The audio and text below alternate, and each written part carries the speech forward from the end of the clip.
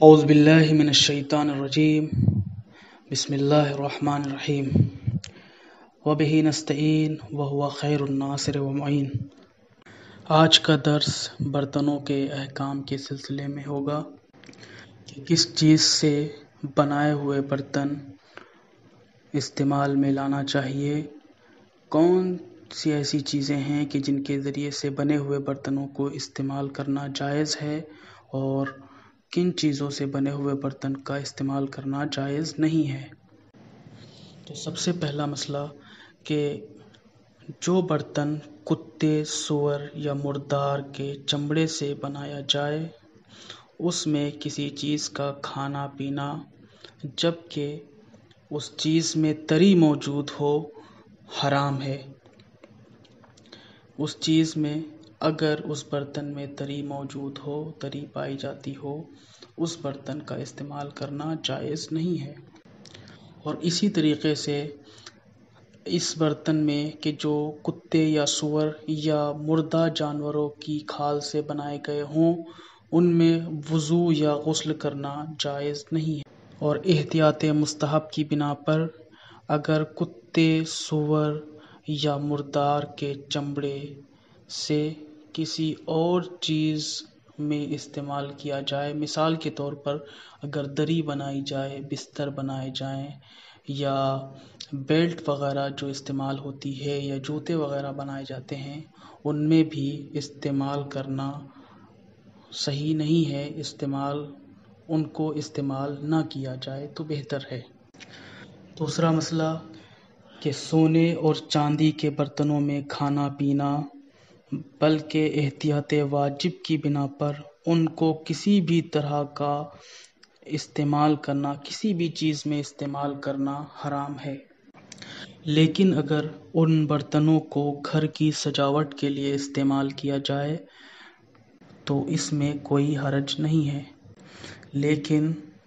ان کا ترک کر دینا یعنی ان برتنوں سے گھر کو بھی سجانا احوط کی بنا پر اس کا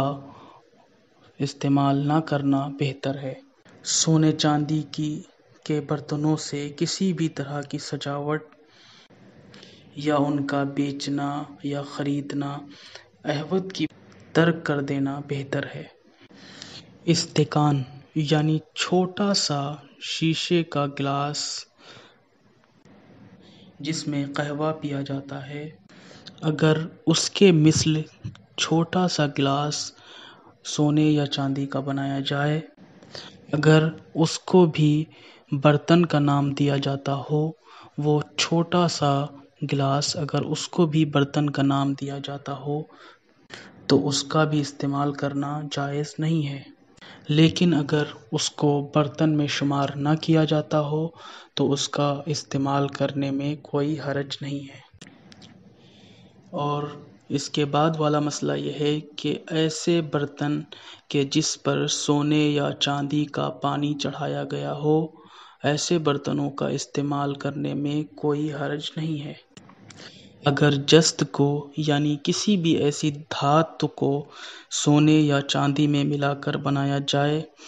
اور وہ دھات اس مقدار میں ہو کہ اس برتن کو سونے یا چاندی کا نہ کہا جا سکتا ہو تو ایسے برتنوں کو استعمال کرنے میں کوئی حرج نہیں ہے۔ اسی طرح اگر کسی برتن میں کھانا رکھا ہوا ہو اور وہ برتن سونے یا چاندی کا ہو اور اس برتن سے کسی ایسے برتن میں کہ جو سونے چاندی کا نہ ہو اس میں انڈیل کر کھانا کھایا جائے، اگر ایسا کرنا سونے چاندی کے برتن کو کھانے کے لیے استعمال کا ذریعہ نہ کہا جائے تو ایسی صورت میں ایسا کرنے میں کوئی حرج نہیں ہے۔ اس کے بعد حقوق کے چلموں والا سوراخ جن میں پایا جاتا ہے، ایسا چلم کا ڈھکنا کہ جن میں سوراخ ہوتا ہے جسے ڈھکن کہا جاتا ہے، اور تلوار یا چھری یا چاقو کا میان یا قرآن کا جزدان اگر سونے چاندی کا ہو تو اس کے استعمال میں کوئی حرج نہیں ہے، لیکن اس کے بعد احتیاط مستحب یہ ہے کہ سونے چاندی کی بنی ہوئی عطر دانی، سرما دانی اور افیم دانی استعمال کرنا احتیاط مستحب کی بنا پر صحیح نہیں ہے، اور بہتر یہ ہے کہ اس کو استعمال نہ کیا جائے۔ مجبوری کی بنا پر سونے چاندی کے برتنوں میں رکھے ہوئے کھانے کو کھانے میں کوئی حرج نہیں ہے، لیکن کھانا اتنا کھایا جائے کہ جس سے بھوک مٹ جائے۔ اگر بھوک سے زیادہ یعنی اگر بھوک مٹ جائے اس کے بعد کھانا پینا جائز نہیں ہے۔ اور آخری مسئلہ یہ ہے برتنوں کے سلسلے میں کہ ایسا برتن استعمال کرنا کہ جس کے بارے میں علم نہ ہو کہ یہ سونے یا چاندی کا ہے یا نہیں۔ اگر ایسی چیز کے بارے میں معلوم نہ ہو تو اس کو استعمال کرنے میں کوئی حرج نہیں ہے اور اس برتن کو استعمال کیا جا سکتا ہے۔ یہ تمام مسائل برتنوں کے استعمال کے سلسلے میں تھے۔ یہ تمام مسائل وہ ہیں کہ جو اکثر درپیش آتے رہتے ہیں ہم سب کی زندگی میں، لہٰذا ہم سب کو ان چیزوں کے طرف بغور توجہ کرنا چاہیے اور خود بھی اس پر عمل کرنا چاہیے اور اپنے تمام جاننے والوں کو اس چیز کی معلومات دینی چاہیے اور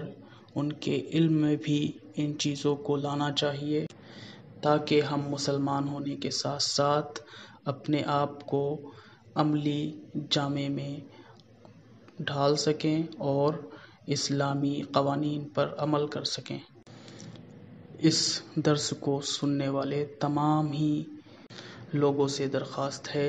کہ اپنے تمام اعزاء و اقربا کو، اپنے دوست و احباب کو، جاننے والوں کو ان درس کے بارے میں بتایا جائے اور ان کو معلومات دی جائے تاکہ وہ اس گروپ میں ایڈ ہو کر، شامل ہو کر ان تمام درس کا بغور مطالعہ کر سکیں اور اس کو سن سکیں اور کچھ معلومات حاصل کر سکیں۔ اس کے ذریعے سے ہم سب کا فائدہ ہے کہ ہم اسلامی قوانین سے آشنائی حاصل کر سکتے ہیں،